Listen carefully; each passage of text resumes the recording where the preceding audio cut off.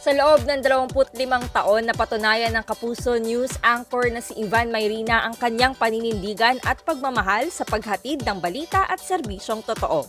Noong September 5, pumirma si Ivan ng bagong kontrata sa GMA Network na tinawag niyang kanyang naging tahanan at mananatiling tahanan sa mga susunod pang taon. Mula sa iba't ibang balitang naihatid niya, ano nga ba ang kanyang naging inspirasyon sa mga nakalipas na taon? Ano kaya ang masasabi niya tungkol sa misyon ng journalist sa panahon ngayon na puno ng misinformation at disinformation? Alamin ang lahat ng yan dito sa Kapuso Insider.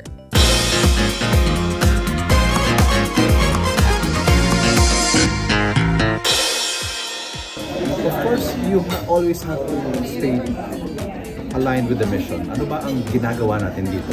Ano ba ang pinaniniwalaan natin? What do we stand for? We stand for journalism that is accurate, that is fair, and most of all, that makes sense to people, that is useful to them, that will help them make proper decisions in their daily living. Marami man ang pagsubok sa industriya, iisa lang ang nasa isip ni Ivan para ipagpatuloy ang kanyang misyon.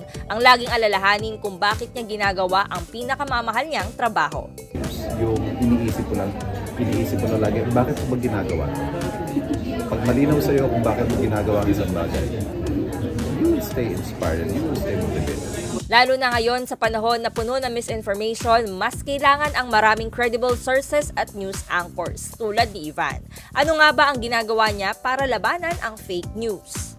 Of course, you try not to make mistakes. Yun talaga. Maingat ka. Maingat ka. Yun nga yung sinasabi ko, what we do and how we do it. For example, in the newsroom, there are several layers of vetting. Minsan, it's always more convenient to just go ahead and kasi ngayon, sometimes it's a question of who gets it first versus who gets it right. But it doesn't have to be, nobody has to make that choice. Dapat tama. Di bali na mahuli ka ng konti, basta dapat tama. You know, those things, minsan may mag-criticize sa'yo, nahuli ka, pero tama ako. Sinong nakakuha ng tama? Kami. Because that's how we do it. Because there are certain standards to journalism that are non-negotiable. And you stick to that. Mas lalong naging mahalaga para kay Ivan na pagtibayin ang kanyang misyon, lalo na't ang mga Pilipino ay nakaharap sa isang sistema na puno ng korupsyon. Isa na rito ang trending na issue tungkol sa mga flood control projects na naging usapin online dahil sa matinding epekto ng katiwalian nito. I think justified ang galit ng tao sa issue. Ang napagbubuntunan ngayon, yung mga contractors, yung mga DPWH officials, because ito yung nalalaman natin for now. But I said in a recent post, let us stay angry. It is not enough that we get angry right now, but we need to stay angry, and we stay angry at those who deserve it. Hindi lang yung mga nakikita natin na let us not stop at the contractors and DPWH officials. Sabi nga nila systemic, di ba? Kung systemic, there are others involved. Now it's up to us, it's up to all of us to find out who else, and we should hold them responsible. Is it just by putting them to jail?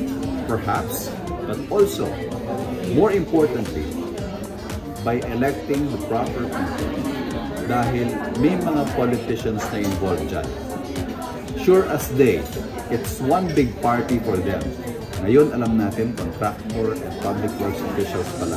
But there are other elected officials who are into this as well. Yun ang kailangan natin mantayan. Again, be angry and stay angry. Talagang kailangan ng mga Pilipino ang isang Ivan Mayrina na may hangaring tumulong at maghatid ng totoong balita. Para sa mga aspiring journalist, magsilbi sana siyang inspirasyon at gabay sa paglaban sa fake news at korupsyon. Abangan ang iba pang mga update tungkol dito lamang sa Kapuso Insider.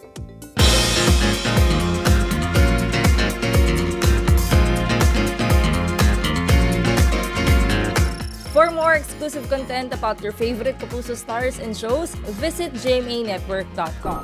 Follow us on our social media pages.